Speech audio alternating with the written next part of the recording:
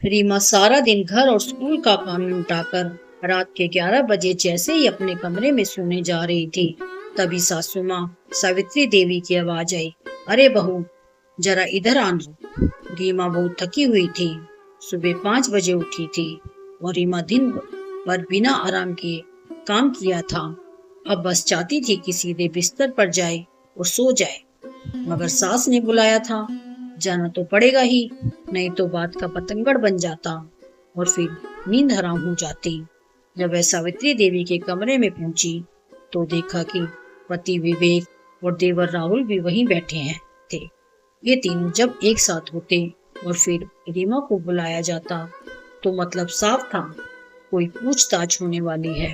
शादी को 5 महीने हुए थे और अब तक रीमा समझ चुकी थी कि उसके बिना पूछे लिए गए हर फैसले पर सवाल उठते हैं। घर के मामलों में उसकी राय नहीं ली जाती थी, ना कौन रिश्तेदारी में आ रहा है, कौन जा रहा, ना ही घर के किसी फैसले में उसे शामिल किया जाता। उसे बस ये बताया जाता कि क्या काम करना है, स्कूल से लौटते वक्त क्या सामान लाना है। रीमा ने पोस्ट ग्रेजुएशन पूरा करने के बाद स्कूल में नौकरी ज्वाइन की थी। ससुराल वालों को नौकरी से कोई एतराज नहीं था, लेकिन अपनी सैलरी पर रीमा का हक उन्हें बर्दाश्त नहीं था। जब रीमा को पहली सैलरी मिली थी तो उसने थोड़ी मिठाई ली और सास के लिए एक साड़ी। खुशी खुशी जब उस साड़ी देने गई तो सास ने कुछ नहीं कहा। रात को सबने मिठाई खाई, लेकिन जैसे ही रीमा अपने कमरे में जाने लगी, फिर बुलावा आया। वही तीनों लोग बैठे थे। विवेक ने कहा, मम्मी को अच्छा नहीं लगा कि तुमने अपनी सैलरी खर्च कर दी बिना पूछे। कम से कम एक बार पूछ तो ले। रीमा चौंकी, बोली, पर मैंने तो कुछ भी अपने लिए नहीं लिया, सिर्फ मिठाई और मम्मी जी के लिए साड़ी लाई, सारी सैलरी भी नहीं खर्च की है। राहुल बीच में बोला, भाभी, आप इस घर की बहू हो, इतने बड़े ओहदे पे नहीं हो कि जो चाहे कर लो। हम भी मम्मी से पूछे बिना कुछ नहीं करते। रीमा चाहती तो जवाब देती कि देवर हो, देवर ही रहो, पर शांत रहे। सास बोली, तुम्हारा यह कदम गैर जिम्मेदार ना था, हमें पता तो होना चाहिए कि पैसे कहाँ खर्च हो रहे हैं।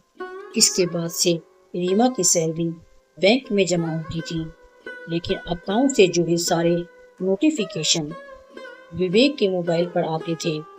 जब कभी भी बैंक से लौटती, सास पहले ही फोन करके कोई ना कोई सामान मंगवा लेती। खर्च रीमा का ही होता, पर उसे पूछने का हक नहीं था।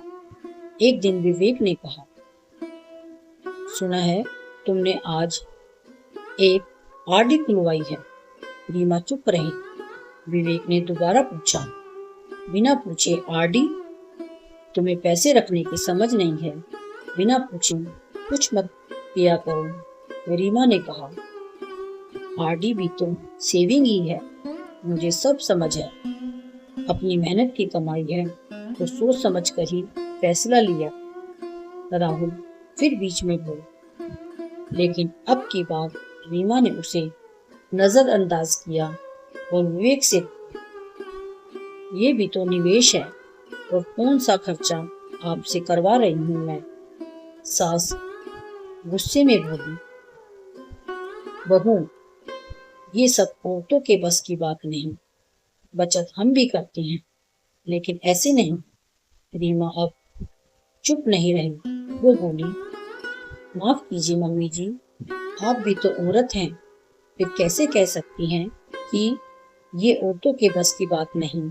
और राहुल जी, अगर किसी को कंट्रोल करना है तो अपनी होने वाली पत्नी को करना, मुझे नहीं। विवेक ने गुस्से में कहा, एटीएम पासबुक दे दो, तुम्हें कोई जरूरत नहीं रखने की। रीमा डट कर बोली, नहीं दूंगी, मैं कमाना जानती हूँ तो अपने पैसों को संभालना भी मुझे पता है, बचत क्या होती है और कैसे होती है। तीनों स्तब्ध रह गए। अगले दिन रीमा ने अपने अकाउंट से अपना मोबाइल नंबर लिंक करवा लिया। अब सभी बैंक मैसेज सीधे उसके पास आने लगे। विवेक नाराज हुआ, पर रीमा ने मनाना जरूरी नहीं समझा। धीरे धीरे सब सामान्य हो गया, लेकिन ताने अब भी कभी कभी सुनने को मिलते, जिन्हें अब रीमा इग्नोर करना सीख चुकी थी। अब जब भी कोई पैसे की बात करता, रीमा बस उठकर अपने कमरे में चली जाती और पीछे वो बस बड़बड़ाते रह जाते। इस कहानी से सीख, औरत चाहे बहू हो, बेटी हो या पत्नी, अगर पढ़ी लिखी है, आत्मनिर्भर है, तो उसे अपने फैसले लेने का पूरा हक है। उसकी कमाई पर सबसे पहला अधिकार उसका खुद का है। तो दोस्तों, आपको यह कहानी कैसी लगी कमेंट करके जरूर बताइए। धन्यवाद।